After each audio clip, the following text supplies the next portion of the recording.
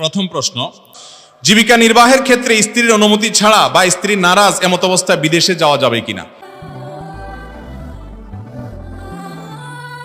আপনার স্ত্রী যদি আপনার উপর অসন্তুষ্ট থাকে, আপনি বিদেশে যেতে চান এবং আপনি সেখানে গেলে তার চরিত্র সে হেফাজত করতে পারবে কিনা রিস্ক আছে, সে নিজের ব্যাপারে নিজে শঙ্কা করে, অথবা ডাইরেক্ট বলে না কিন্তু আপনি আশঙ্কা করেন, তাহলেও আপনার জন্য বিদেশ যাওয়া জায়েজ নাই।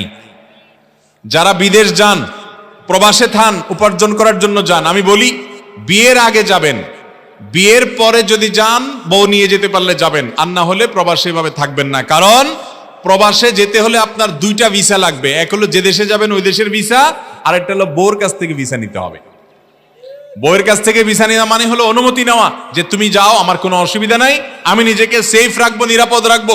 বহু প্রবাসী ভাইরা আছেন, তিনি পরিবারের জন্য জীবন শেষ করে দিচ্ছেন, এদিকে বউ পরকিয়াতে বা কোনো হারামে লিপ্ত হয়ে গেছেন, কারণ কোনো উপায় নেই।